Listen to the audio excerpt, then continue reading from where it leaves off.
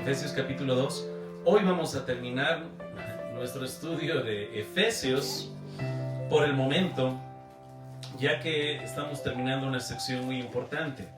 En Efesios capítulo número 2, desde el verso 1 al 10, como ya les dije antes, estamos viendo cómo el hombre está muerto en delitos y pecados. Hay una incapacidad del hombre y debido al fracaso del hombre, ahora Dios toma acción.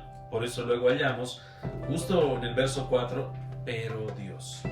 Y ahora es Dios obrando para salvación, una salvación garantizada de manera monergista. Espero que recuerden algunos esa palabra, solamente la obra de Dios.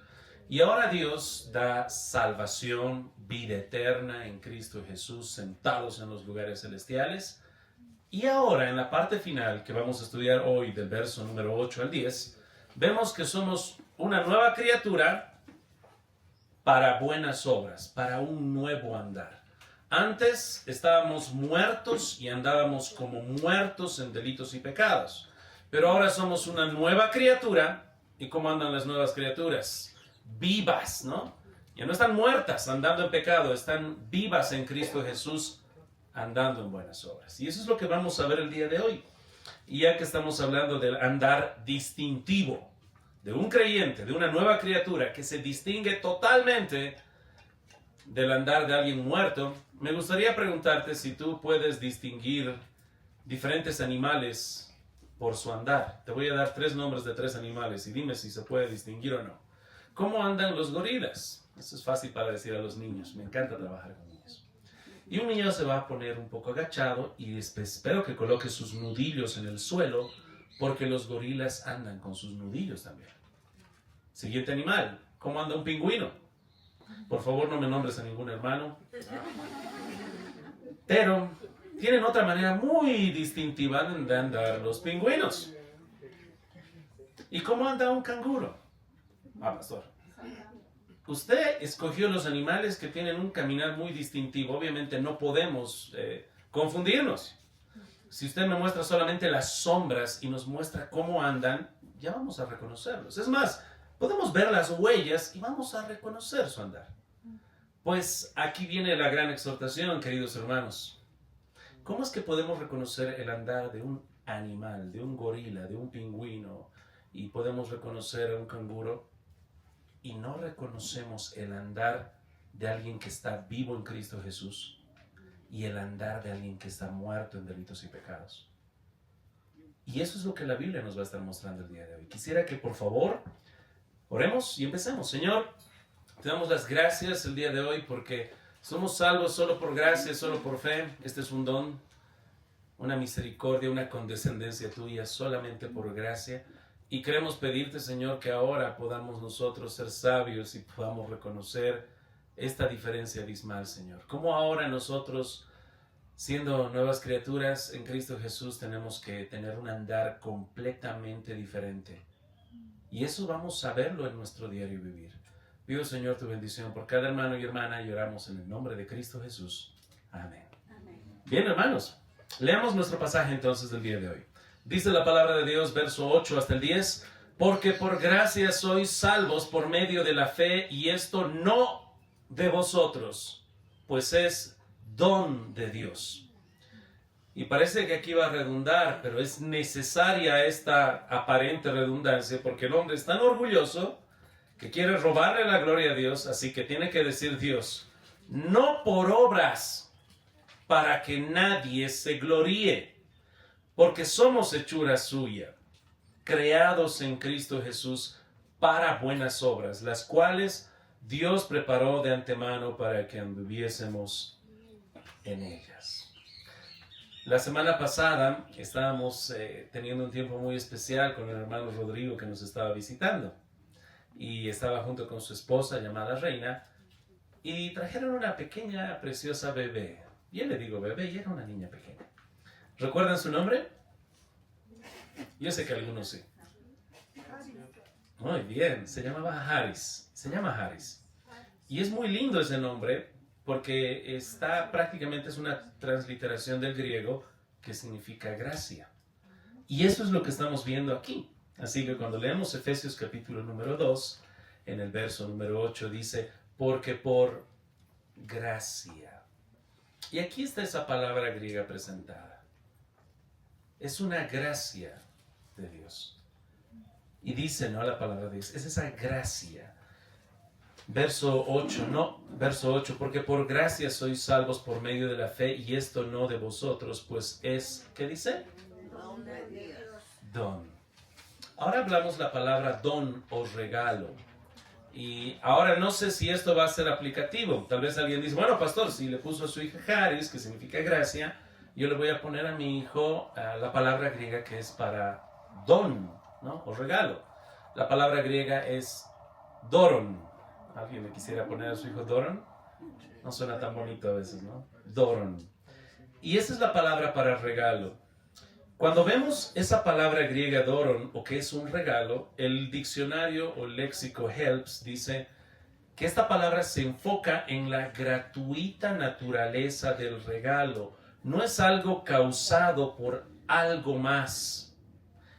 Ahora, cuando vemos este pasaje, hermanos, dice que por gracia sois salvos. Nosotros somos salvos por una gracia de Dios. Nosotros somos salvos, dice aquí la palabra de Dios, y esto no de vosotros, pues es don de Dios, es un regalo de Dios. Y aquí viene un pequeño debate que ha habido a través de la historia, ¿no? Algunos se preguntan qué tipo de involucramiento tiene el hombre en la salvación. Y aquí en el texto dice, porque por gracia sois salvos, y te dice el medio, por medio de la fe. Y luego dice, y esto, lo que acaba de decir, no de vosotros. ¿A qué se refiere cuando dice esto? Esto no es de ustedes. No está el laptop, no es de ustedes. Cuando dice esto no de vosotros, ¿a qué se refiere?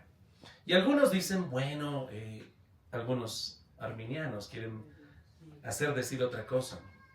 La palabra aquí está haciendo referencia a esto, todo lo precedente. Todo lo que precede. ¿Qué es lo que precede? Esa salvación, incluso la misma fe, no de vosotros. Es don de Dios, es un regalo de Dios. Todo eso que hemos leído es un regalo ¿de quién? De Dios. De Dios. Ahora, hagamos énfasis en esa palabra regalo, porque a veces nosotros tenemos un mal concepto de regalo. El regalo es algo que la otra persona no lo merece. Es una dádiva tuya. Tú la das incondicionalmente. La otra persona no lo merece. ¿Está bien? Pero nosotros ahora estamos en una cultura un poco diferente, donde nosotros en muchos casos lo que hacemos es regalar porque alguien lo merece. Si se acerca el cumpleaños de alguien, ¿qué es lo que se está esperando de ti? Que tú llegues con un regalo. Ya no es tanto una dádiva, hay algo que te requiere, te obliga o te insta a que tú des. En este caso no. En la manera bíblica de tratar las cosas, es algo que está desprendido de cualquier causa. Estás dando de pura gracia. La otra persona no lo merece. Y eso es lo que está queriendo mostrarnos estas dos palabras. La palabra Charis, la palabra dorón. Es distinto a la manera de cómo nosotros regalamos las cosas. Es algo incondicional. Ahora, quisiera que veamos, porque dice aquí, por medio de la fe. Y a veces nosotros nos preguntamos y decimos muy bien, ¿qué es la fe? Quisiera que contigo, hermano, brevemente veamos cómo se describe la fe en la Biblia. Primero, vamos a un pasaje en Juan capítulo 6.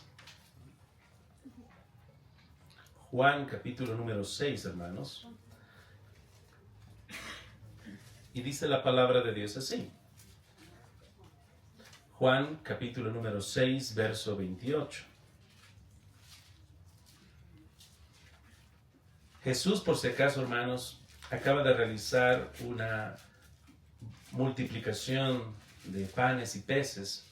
Y en el verso 28 dice, entonces le dijeron, ¿qué debemos hacer para poner en práctica las obras de Dios? ¿Ya?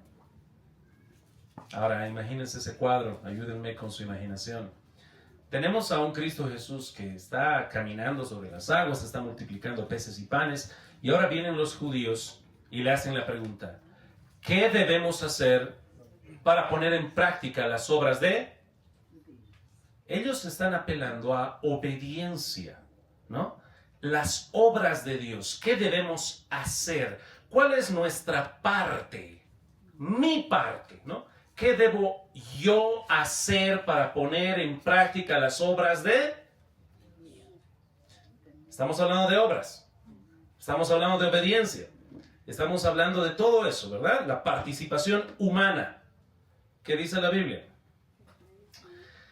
¿Qué debemos hacer para poner en práctica las obras de Dios? Verso 19, respondió Jesús y le dijo, hermano, acá está respondiendo Jesús, no está respondiendo Calvino. Acá está respondiendo Jesús, no está respondiendo San Agustín. Respondió Jesús y les dijo, esta es la obra de Dios. Creo que no puede quedar más claro, con el sello autoritario de Cristo. Esta es la obra de Dios. ¿Cuál? Que creáis en el que Él ha enviado. Un rato. Creer en Cristo es una obra. ¿Y qué decía Efesios? Que no somos salvos por. Es por eso que esa fe es un regalo de Dios. No solamente se describe a la fe como una obra de Dios.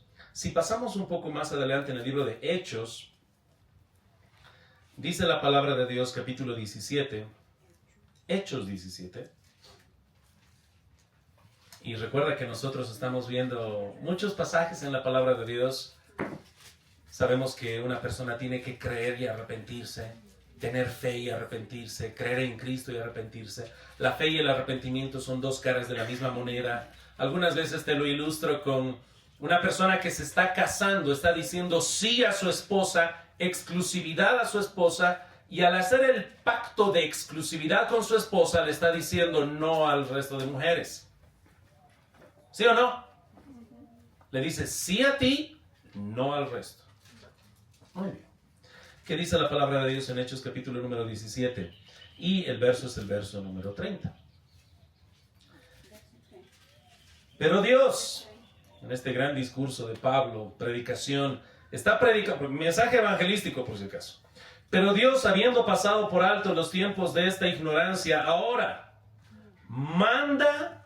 Es un mandato. ¿Qué está mandando? Manda a todos los hombres en todo lugar que se. El arrepentimiento es un mandato de Dios. Dios no te sugiere, no te recomienda, no te insta, por favor, hazme el favor de arrepentirte. Dios te manda que te arrepientes. Es un mandato. Y si tú obedeces un mandato, estás cumpliendo una muy buena obra, ¿verdad? La fe y el arrepentirse es una obra, como la ha mencionado Cristo. Es un mandato, como le está mencionando Pablo. Y el último punto que voy a mencionar por el momento es una obediencia. El libro de Romanos, que creo que no puede haber una carta tan especial como esta en su soteriología o doctrina de salvación. Todos los seminarios, cuando hablan de doctrina de salvación, en muchos casos apelan al libro de Romanos. Capítulo 16, ¿qué es lo que dice Pablo una vez más? Culminando esta carta preciosa de salvación. Romanos 16, 26, pero que ha sido manifestado ahora y que por las escrituras de los profetas, según el mandamiento del Dios eterno, se ha dado a conocer a todas las gentes para que obedezcan a la fe. Y es por eso, hermanos, que al ver la naturaleza de que la fe, el tener fe es una obra, es un mandato, es una obediencia, y que el libro de Efesios nos está diciendo que la salvación no es por obras, no es por la obediencia del hombre, es por eso que queda muy claro aquí que dice, y esto, dice, porque por gracia sois salvos por medio de la fe, y esto, todo lo precedente, incluyendo la fe, no es de ustedes, es un don de Dios. El libro de Efesios, el libro de Filipenses capítulo 1 vuelve a repetir esta idea de que esta fe es un regalo de Dios. Filipenses 1, verso 29. Porque a vosotros os es concedido. Aquí puedes revisar en tu casa, en el interlineal, o en la palabra griega, a vosotros os es regalado. ¿Okay? A vosotros os es concedido o a vosotros os es regalado a causa de Cristo ¿Qué se nos ha sido regalado? A ver, pastor, no solo que creáis en Él, sino también que padezcáis por Él. Entonces, ¿qué es un regalo? El creer en Él. Hermanos, lo que queremos ver es lo que dice el texto. El texto nos habla de que toda esta obra salvífica es un regalo de Dios. Todo esto. ¿Por qué? Porque estamos ahora presentes en una época donde hay muchos ladrones de la gloria de Dios. En el momento que tú entiendes que toda esa obra salvífica es un regalo de Dios, solo de Dios, ¿quién se lleva la gloria? Pero si tú te haces copartícipe, activo o pasivo, le estás robando la gloria a Dios. Como el cumpleañero que le dan el regalo y dice, más vale que me regales porque debías. En este caso no, hermanos. En este caso, de manera muy clara y bíblica, se nos deja en la revelación de la palabra de Dios que por gracia somos salvos, por medio de la fe. La gran pregunta es esta: un hijo de Adán con naturaleza caída, un hijo de ira, un hijo del diablo, ¿podrá creer en Cristo? Y la respuesta es no. De él no. Dios tiene que darle esa fe. Es lo que dice la Escritura. Esto, incluyendo la fe, no de vosotros. Es don de Dios. Y esto ahora nos tiene que llevar a una aplicación. ¿Por qué Pablo explica toda esta doctrina tan preciosa de salvación en el capítulo 1, 2 y 3? Saben que hay muchos propósitos, pero uno de ellos, Pablo trata de ser muy práctico en todo esto. Está buscando la unidad en la iglesia, el amor entre hermanos. Si tú entiendes cómo Cristo te ha dado un regalo incondicional por puro amor y por pura misericordia, ¿cómo tiene que ser tu amor hacia el hermano? ¿Condicional o incondicional? Incondicional. No tiene que ser un amor por, bueno, pues yo le amo porque él es de mi misma nacionalidad, de mi misma región. ¿Quechua es? No, no es quechua, es aymara, entonces no. No hay eso, hermanos. Es un amor incondicional. Si tú has entendido el amor de Cristo, también vas a poder dar como el amor de Cristo, de manera incondicional. Y eso es lo que tenemos que también estar aprendiendo, hermanos. Cuando nosotros amamos de manera incondicional, vamos a estar reflejando el carácter de Cristo. Hablemos un poco respecto de esto. Te dije del andar, cómo tú puedes distinguirlos, ¿verdad? Si yo te hubiera dicho el día de hoy, hermano, pasa al frente, quiero que hagas como un canguro, sería un poco gracioso imitar a un animal. Pero cuando se trata de imitar a Dios, ¿cómo imitas a Dios? En el libro de Efesios, si vamos un poco más adelante, versos capítulo 5, dice, sed pues imitadores de Dios como hijos amados. Efesios capítulo 5. Sed pues, ¿qué dice? Imitadores de Dios. Entonces tú tienes que imitar ahora a Dios. ¿Y qué es lo que Pablo te ha estado mostrando en estos primeros capítulos? Dios salva, ama, elige y tiene una relación contigo incondicional. No hubo algo en ti que merezca esto. Por lo tanto, ahora sé imitador.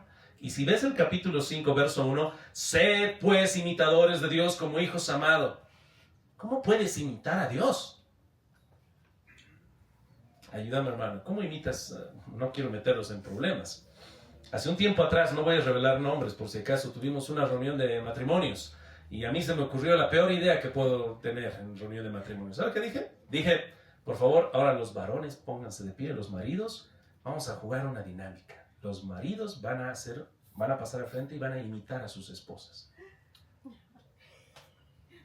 ¿Pero por qué se enojan? Tal vez las va a imitar todas diligentes, limpiando, lavando, enseñando a los niños, dando consejos de finanzas, ¿no? ¿Qué es lo más característico de tu esposa? Su caminar, su andar, su gritar, su sonreír, su alegría, su tristeza, su sarcasmo. Pero ahora estamos cambiando de punto. Quiero que imites a Dios. Dice aquí la palabra de Dios que imitemos a Dios. Sed pues imitadores de Dios. ¿Sabes qué decía el versículo precedente? El versículo de ahí atrás dice así: antes sed benignos unos con otros, misericordiosos, perdonándoos unos a otros, como Dios también os perdonó a vosotros en Cristo. ¿Entendieron el perdón de Cristo? Hagan lo mismo. ¿Entendieron la magnitud de su perdón, su sacrificio, su condescendencia? No vio nada digno en ti, estando tú muerto. Te amo. Ve, haz lo mismo. Es lo que dice Dios. No es el pastor que te está diciendo, es Dios. Así se imita a Dios, perdonando como Él perdona, dando ese don, ese regalo como Dios da. Y esto me lleva a la última aplicación de este primer punto. Otra de las características que Dios nos muestra es cómo Él da su regalo incondicional, su regalo completo, un regalo donde Él no está buscando algo de ti. ¿Entiendes? Te da no porque necesita algo de ti, te da incondicionalmente para una nueva vida, tiene un precioso propósito para ti, pero no es de que Él recibe algo, no le puedes añadir a Dios, Dios ya lo tiene todo. ¿Cómo es que nosotros damos si vamos a dar a otra persona? Hay muchos puntos que no nos podemos desviar. Podemos dar sacrificialmente, sacrificando lo económico, sacrificando el tiempo. Tenemos que nosotros dar, obviamente, parte de nosotros. No solamente objetos, obras, sino dar algo precioso, ¿no? Y eso es algo que quisiera preguntarte, ¿no? Quisiera que me des la última lista de regalos que has dado. Ya que estamos buscando imitar a Dios en cómo Dios da y cómo Dios regala, dame una lista de todos los regalos que has hecho últimamente. Y vamos a poner ahí, cumpleaños. ¿Todos fueron porque debías hacerlo? ¿Hay alguno que hayas dado porque simplemente lo diste? ¿O se esperaba de ti eso? Bueno, yo le di un regalo a mi esposa. ¿Por qué? Es que nos peleamos y bueno, pues como perdón. Entonces ese no vale. Estamos buscando uno porque quisiste dar. Es ahí, hermana, donde tú puedes mostrar el carácter de Dios. Los otros regalos son buenos, no quiero desmerecerlos. Pero ¿quieres ser un buen imitador de Dios? Da algo a alguien que te pregunte, ¿y por qué me estás dando? No, por nada, te amo, te quiero dar. Así nomás. Seguramente algo quieres. Algo me vas a pedir, que sea padrino, compadre, algo. ¿No? Esos son los que más marcan el corazón. Si tengo que compartirte algo, creo que esto no me voy a olvidar hasta que me muera. Aquel hermano que conocí en Estados Unidos, que no era americano, era de otro país, que una vez bajando del auto, yendo a la casa de Javier, le digo, ¿qué tal? Vamos a la casa de Javier. Me dice, vamos, me llevan en su auto, llegamos, y abre el maletero, y saca una gabardina hermosísima, preciosa, negra, bonita. ¿Y eso? La compré para Javier. Yo me asusté. Es su cumpleaños. No es su cumpleaños. Entonces, ¿por qué le estás regalando? No, porque quise. La vi y dije, se va a ver bien en Javier. La verdad, lo primero que pensé, mi amigo, seguramente Javier tiene una hermana. Y está buscando congraciarse con Javier, ¿no? Tal vez. Llegué y me enteré que no, Javier no tenía hermanas. Era un regalo. Es el mismo hermano que terminaba un cumpleaños y preguntaba a la cumpleañera, ¿me puedo llevar tus globos de helio? Claro. Y yo, oye, ¿para qué quieres globos de helio en tu casa? Hay unos niños cerca de mi casa que les va a gustar mucho estos globos. Incondicional. Dar porque das, no porque se espera de ti. Y este es el dar de Dios. Tan precioso, incondicional a hombres muertos en delitos y pecados. Segundo punto. Hablar de creación implica que es solo la obra de Dios. Dios creó incondicionalmente también. Ayúdenme ustedes, hermanos, cuando vemos la creación, vemos que Dios dijo y fue hecho. Esa es la palabra creación. Quiero que me ayudes buscando en tu Biblia, por favor, Mateo capítulo 19, verso 4, cuando a Jesús le están haciendo muchas preguntas qué es lo que responde él y a dónde va. Mateo capítulo 19.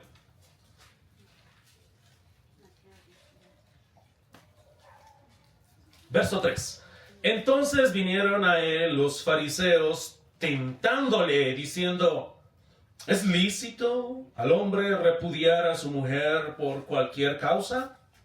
En este tiempo había una escuela de los fariseos que se podía divorciar y ellos certificaban que era lícito, según ellos, divorciarse de sus esposas por cualquier causa. Cocina feo, puedes separarte. ¿Te gritó tu mujer? Puedes separarte. Y así que había mucha libertad para divorciarse. Y ahora le están preguntando a Jesús, ya que hay estas dos escuelas de fariseos: Jesús, bienvenido al debate. A ver, ¿cuál es tu postura? ¿Qué dice Cristo Jesús? Él respondiendo les dijo: ¿no habéis leído que el que los hizo al principio varón y hembra los hizo? Y dijo: por esto el hombre dejará padre y madre y se unirá a su mujer y serán una sola carne. Así que no son ya más dos, sino una sola carne. Por tanto, lo que Dios juntó no lo separe el hombre. Aquí, hermanos, cuando dice lo que habéis leído, que el que los hizo, ahí, hermano, está la misma palabra que se va a utilizar aquí para creación. Somos creación. Dice el libro de Efesios, capítulo número 2, porque somos hechura suya, creados en Cristo Jesús. En el principio, Adán y Eva fueron creados por Dios. ¿De qué los creó? Cuando hablamos de la creación, yo sé que ustedes conocen estos términos, han escuchado ex nihilo, ¿verdad? Dios creó de la nada. ¿En qué sentido? En el sentido de que solamente existía Dios. Fuera de Dios, nada más. ¿Ya? Y de esa nada, solamente existiendo Dios, Dios los creó. Varón y hembra.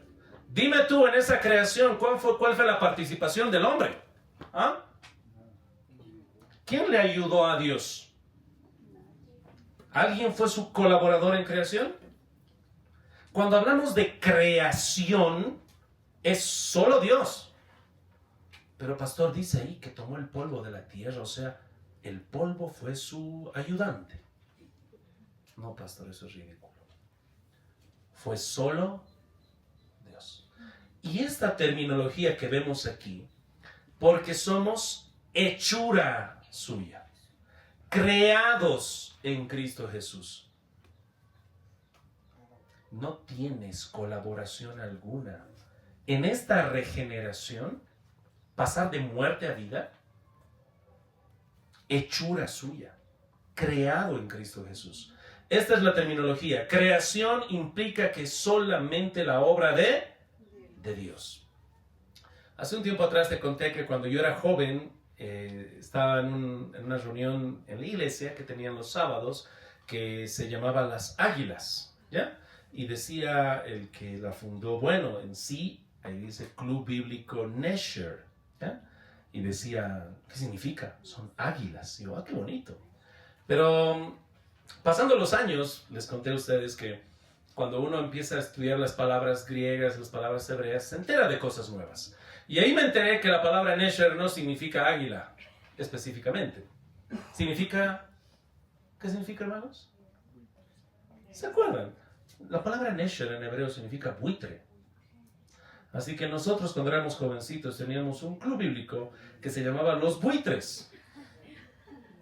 ¿Qué tal? No suena tan bonito, ¿verdad? Pero esa es la palabra hebrea. Nesher es buitre. Vamos a un pasaje bíblico en Isaías que está usando esta palabra, que es muy famoso. Isaías capítulo 40, verso 31.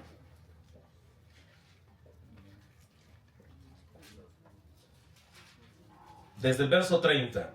Isaías 40, verso 30. Los muchachos se fatigan y se cansan. Los jóvenes flaquean y caen. Isaías 40, verso 30. Los muchachos se fatigan y se cansan. Los jóvenes flaquean y caen. Y ahora aquí hay un verso precioso. Verso 31. Pero los que esperan en Jehová tendrán nuevas fuerzas. Levantarán alas como las águilas, correrán y no se cansarán, caminarán y no se fatigarán. ¿Qué tal? ¿Hacemos la corrección de la traducción? Pero los que esperan en Jehová tendrán nuevas fuerzas, levantarán alas como buitres. No escucho muchos amén ahora. Y saben, no se asusten tanto, es un poco de uso de palabras. Y el buitre sí es un ave muy real. Tiene muchas características especiales. Recuerda que los buitres se alimentan de carroña, de cadáveres. Ese cadáver ahí puede haber sido de causas naturales, puede llevar días, semanas, meses, puede haber sido un animal enfermo, leproso, quién sabe qué sucia enfermedad tiene. Los buitres diseñados por Dios tienen la capacidad de ingerir y su estómago es, si no me equivoco, 100 veces más ácido del de los humanos. Así que todo aquello que contamina queda purificado totalmente para que les sirva de nutrición. Ahora, para que no se asusten y digan, ay, pastor, yo entiendo por qué cambiaron de buitre a águila, suena bien feo. Bueno, en Sudamérica hemos hecho algo muy parecido, porque resulta que los buitres son las aves de muchos países, las aves nacionales de muchos países, de Argentina, de Bolivia, de Ecuador, de Chile, de Colombia.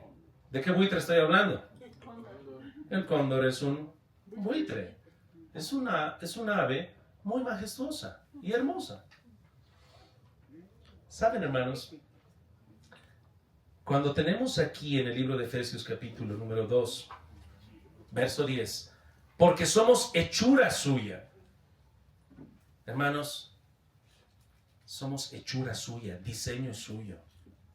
Él nos hizo nuevas criaturas en Cristo Jesús. ¿En qué participó el buitre para ser buitre? Pastor, Dios lo hizo. ¿En qué participó el león para ser? Pastor, Dios lo hizo. Voy a repetir 100 veces. Pastor, Dios lo hizo. ¿En qué participó el hombre? Y ahora se divide en dos grupos. Uno que dice Dios lo hizo y el otro, el hombre participa en su hechura. No, hermanos. Hechura suya, creados en Cristo Jesús. La palabra hechura en griego aquí es la palabra poema. Y solamente te digo esto porque ustedes conocen esa palabra poema, porque hay una editorial que se llama Editorial Poema. Hechura. Así que cada vez que leas un libro de Editorial Poema, acordate que Dios es el único que obra en esta obra salvífica en la regeneración.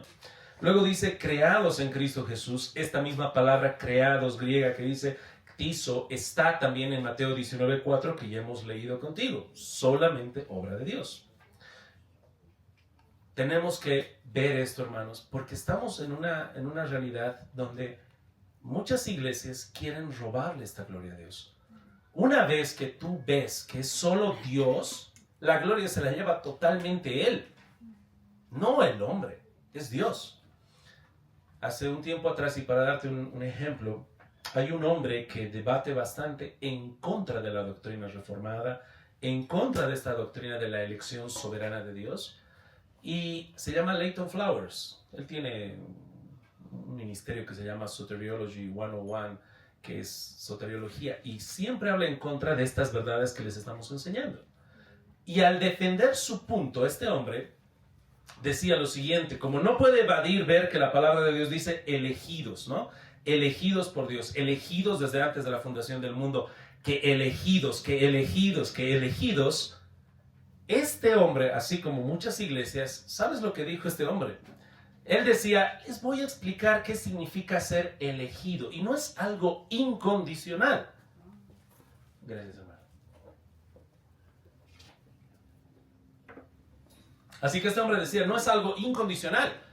Ahora yo quería prestar atención. Y digo, muy bien, quiero ver qué argumento bíblico me va a presentar para mostrarme que la elección de Dios es condicional, ¿no? Que Dios vio algo en el hombre para salvarlo. Quizá va a decir que vio en el futuro, a ver, me van a escoger. Ok, me escogieron, entonces por eso son mis elegidos. ¿Sabes qué dijo? Este teólogo con ministerio dijo, es como cuando vas al supermercado y tienes ahí muchas carnes, hasta que llegas a una sección que dice carne seleccionada. Ahí está. Hay una carne que tenía algo especial y por eso la pusieron en carne. Y él decía, es lo mismo con nosotros. Somos seleccionados. Hasta me da vergüenza porque hay algo especial en nosotros. Dios vio algo en un futuro. ¿Qué tenemos nosotros? Tenemos la palabra. Somos hechura suya. Creados. Y repite bien esa palabra, creados. Nueva criatura en Cristo. ¿Eres tu co-creador? Con un 1%, más vale que no. ¿Cuál es la implicación entonces, hermanos, ahora con respecto a esto? Que nosotros seamos reformados por la palabra de Dios. Nosotros somos aquellos que queremos robarle la gloria de Dios. Tenemos este entendimiento entenebrecido, corazones sucios. Queremos robarle la gloria a Dios. Y si no me crees, hoy hemos leído un pasaje muy interesante en Éxodo capítulo 28. Estamos hablando de la vestidura de los sacerdotes, ¿no? ¿Leíste lo que decía ahí? Tenían que tener una lámina de oro en su frente que decía santidad a Jehová. Esos sacerdotes fueron los que condenaron a Cristo. Con toda la vestimenta. Con todo lo que decía externamente santidad a Jehová, tenían envidia. Y por envidia lo entregaron. Esos somos nosotros. Esa es nuestra naturaleza. Robarle la gloria a Dios. Ahora, en la parte aplicativa, hermanos, seamos reformados por la palabra de Dios. Dios salva, Dios ama y elige incondicionalmente. Y una vez más, la misma piedra. Hagamos lo mismo entre nosotros, entre hermanos. Porque hay muchos que pueden decir, pastor, yo soy reformado, calvinista, agustiniano, bíblico, paulino, la doctrina de la salvación, la soberanía de Dios. Muy bien, muy reformado. Pero para amar a tu prójimo, te convertiste en arminiano. Ahora le amas condicionalmente. Y no debe ser así. Qué contradicción. Amemos, sirvamos, siguiendo el ejemplo de Dios, incondicionalmente. ¿Recuerdan esa vez que les conté que en una iglesia en Estados Unidos estaban todos los hermanos de la iglesia y vinieron dos personas que eran, externamente se notaba que eran motociclistas, tatuajes, pelo largo, chamarra de cuero, creyeron en Cristo y estaban al frente y una de las hermanas más mayorcitas se acerca al pastor y le dije, pastor, hay que hacer algo. Y el pastor le miró y le dijo con amor, hermano, estamos orando para que vengan 50 más de ellos y se conviertan. Y aunque no lo creas, esos motoqueros se convirtieron. Tanto, espero que no te asustes, tanto que abrieron su ministerio de evangelismo en motocicletas. A ver, ministerio de evangelismo en motocicletas. ¿Te imaginas 20 motos viniendo con tatuajes, chamarras y que te acerquen? ¿Y qué le van a hacer? Arrepiéntete. Cree en Jesucristo. Excelente ministerio. Aprobado. Que vayan con la Biblia que muestran las verdades de Dios. Vamos al último punto, hermanos. Ya que hemos estado viendo que somos hechura suya, somos creados en Cristo Jesús. Hemos hablado en el punto número 1 de que toda esta obra salvífica es un regalo. En el punto número 2 esta creación implica que es solamente la obra de Dios.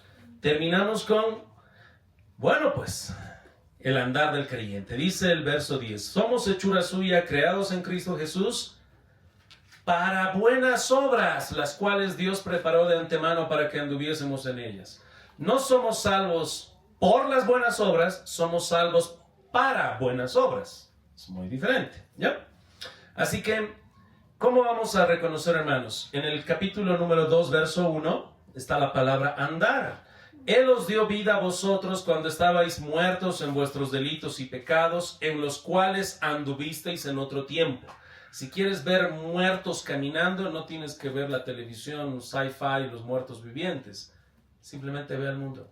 Son muertos caminando en sus delitos y pecados. Pero ¿qué dice el verso 10? Somos hechura suya, creados en Cristo Jesús, para buenas obras, las cuales Dios preparó de antemano. ¿Para qué? Esas buenas obras tenemos que andar en ellas, no solo hablar de ellas. Si yo les digo cuáles son esas buenas obras, pastor, las buenas obras son evangelismo, discipulado. Las buenas obras, como el libro de Efesios capítulo 4 empieza a mostrar: maridos, amad a vuestras mujeres, hijos, obedeced a vuestros padres. Amén. ¿Las estás hablando? ¿Las estás viviendo? ¿Estás andando en ellas? Porque eso es lo que dice el texto. Dios las preparó de antemano para que anduviésemos en ellas. Tenemos que andar en esas obras, en esas buenas obras. Dios ya las preparó de antemano. No es solamente el hablar, es el andar. ¿Ya? Sigo triste todavía porque cuando leí la Biblia la primera vez, me emocioné mucho cuando escuché de Balaam. Algunos ya saben eso, que estaba leyendo. Balaam, por si acaso, si ustedes saben, es un falso profeta, ¿no? Es tomado en cuenta como un falso profeta. Él va a ir, bueno, por la misericordia de Dios y su palabra, nosotros tenemos muy claro que era un falso profeta que ha traído tropiezo al pueblo de Israel. ¿Y saben qué? Cuando leí las primeras veces, recuerdo que veía cómo él hablaba y quedé muy confundido porque cuando vinieron a pedirle que maldiga al pueblo de Dios, Balaam dijo: no lo haré. Aunque el rey me envíe su casa llena de oro y plata, no voy a hacer ni cosa grande ni cosa pequeña que Dios no me mande. ¡Wow! Así que ahí lo ves de rodillitas a Ángel diciendo: Señor, quiero ser como Balaam. Mi alegría duró tan poco leyendo los siguientes capítulos donde Balaam se vendió por dinero. Y más adelante murió. ¿Sabes dónde lo encontraron muerto? En el campamento de los madianitas. Ahí andaba. Ahí era su deleite. Ahí era su gozo. Hablaba muy bonito. Pero ¿cómo andaba? Andaba con los madianitas. Hablaba palabras de vida. Vivía una vida de muerte. ¿Cuál es el andar de un creyente? Tengo 5 puntos, pero no tengo el tiempo. Así que simplemente te los voy a mencionar. Efesios capítulo 4, verso 1. El andar digno es un andar en unidad. Dice Efesios capítulo número 4. Yo pues, preso en el Señor, os ruego que andéis. Ahí está la palabra. Os ruego que andéis. ¿Recuerdas que mencionó ahí en el capítulo número 2, verso 10? Dios ha preparado buenas obras para que andemos en ellas. Pues aquí tienes. Verso 1. Yo pues, preso en el Señor, os ruego que andéis como es digno de la vocación con que fuisteis llamados. ¡Wow! Con toda humildad y mansedumbre, soportándoos con paciencia los unos a los otros en amor, solícitos en guardar la unidad del Espíritu en el vínculo de la paz, un cuerpo y un espíritu, como fuisteis también llamados en una misma esperanza de vuestra vocación. ¿Puede quedar más claro esto, hermanos? Tienes que andar en unidad. Ese es el andar. No hablar de unidad, andar en unidad. Dios ha preparado eso. Efesios capítulo 4, verso 17 dice: esto pues digo y requiero en el Señor, que ya no andéis como los otros gentiles, que andan en la vanidad de su mente. Y desde el verso 17 hasta el final lo que va a hacer es presentarte un contraste. Ustedes ya no andan como ellos. Ellos andan en la vanidad de su mente haciendo lo que les da la gana, lo que sus deseos les piden. Ustedes no. Y luego, en la parte final te da muchos ejemplos. Hay verso 26, airaos pero no pequéis. Verso 28, el que hurtaba no hurte más, sino trabaje. ¿Te das cuenta? Hay un contraste. Antes tinieblas, ahora luz. Antes robabas, pues ahora no. Antes mentías, ahora no. Antes, ahora no. Hay ese cambio total. Ese es el verdadero andar del cristiano. Se nota la diferencia. Efesios capítulo 5, verso 1 y 2, y hemos leído la marca más distintiva de imitar a Dios. Sed pues imitadores de Dios como hijos amados. Verso 2, andad en amor, como también Cristo nos amó y se entregó a sí mismo por nosotros, ofrenda y sacrificio a Dios en olor fragante. Todo esto es el andar en humildad, andar con un amor sacrificial. Eso es lo que se nos está mostrando muy bien. Efesios capítulo 5, verso 8. Porque en otro tiempo erais tinieblas, mas ahora sois luz en el Señor. Andad como hijos de luz. ¿Cómo es andar como hijos de luz? Ahí dice. Porque el fruto del Espíritu es en toda bondad, justicia y verdad, comprobando lo que es agradable al Señor. No participéis de las obras infructuosas de las tinieblas, sino más bien reprendedlas. ¿Qué hace la luz cuando llevas un cuarto lleno de oscuridad? Ilumina. Va contra de. ¿Y qué estás viendo aquí? Los hijos de luz no participan de las obras infructuosas de las tinieblas, sino más bien las reprenden. Eso es en toda área, incluyendo la televisión. Cuando ves pecado ahí en la televisión, no es andar riendo, compartiendo, es reprendiendo. Aquí no te decimos qué series o qué programación ver. Lo que te decimos es lo que la Biblia dice. Y nosotros no participamos con ellos, reprendemos lo que ellos hacen. Estamos entrando en un tiempo muy curioso, hermanos. Creo que ya se van a acercar ciertas elecciones en Bolivia y lo que menos quiero yo es que ustedes puedan andar peleándose entre candidatos. Solamente les voy a recordar algo. Si no está Cristo ahí, en ese trono de presidencia, ¿no?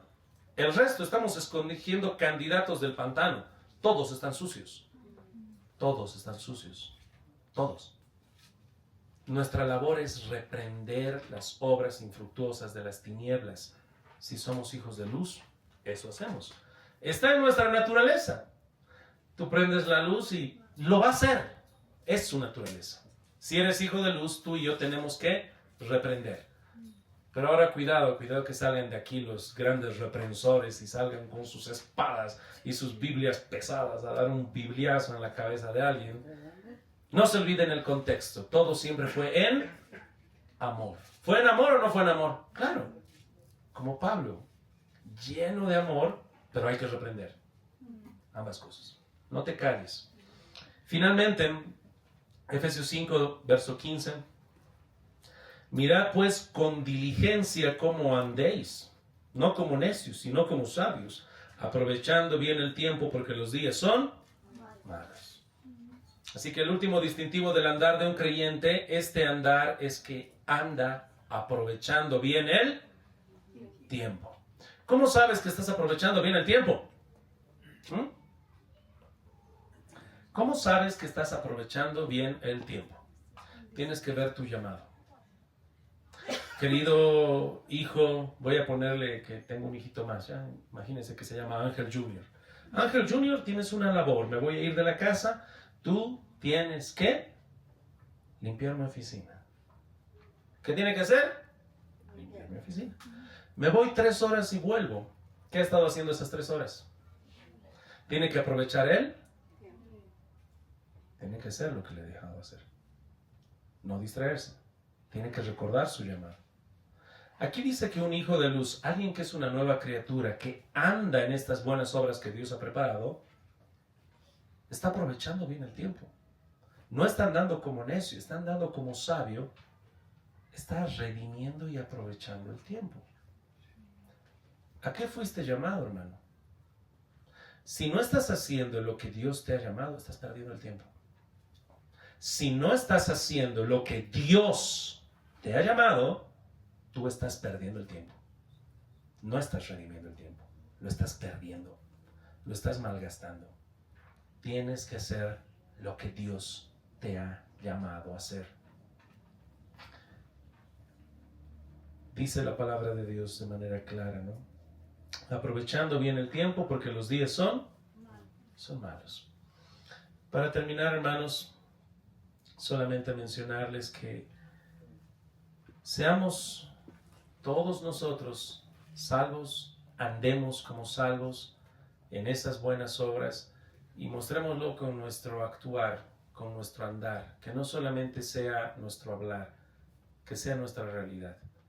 Y una vez más te apelo a ese estafador llamado Balaam, que hablaba muy bonito, pero vivía totalmente diferente. Y hoy no estoy esperando que tú me des una excelente disertación de salvación y unidad, sino Dios está esperando que vivas todo eso que has aprendido de Él.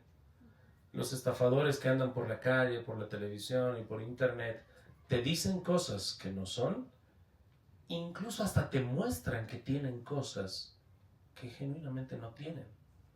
Estaba viendo las noticias de algunos de esos estafadores que decían, si tú tomas mi curso vas a ser millonario y te voy a enseñar cómo hacer negocios. Mira, tengo 5 autos de último modelo, ¿no? Pero luego salía a la luz que al final esos autos eran alquilados y los devolvía después de 3 días y andaba en carretilla, ¿no? Decía, hablaba, mostraba a corto plazo. Lo que estamos buscando nosotros, hermanos, es algo genuino. No a corto plazo, es algo que andas en ello. ¿Eres un estafador? ¿Eres un estafador? No, pastor, se lo puedo declarar en 2 horas. No quiero que me lo declares en 2 horas. Tenemos que mostrar eso en nuestro andar. Ese es el andar de una persona que es nueva criatura, creado en Cristo Jesús, de alguien que ha recibido el don de la salvación. Y es a través del tiempo. Oremos, hermanos, puestos en pie, que el Señor bendiga su palabra.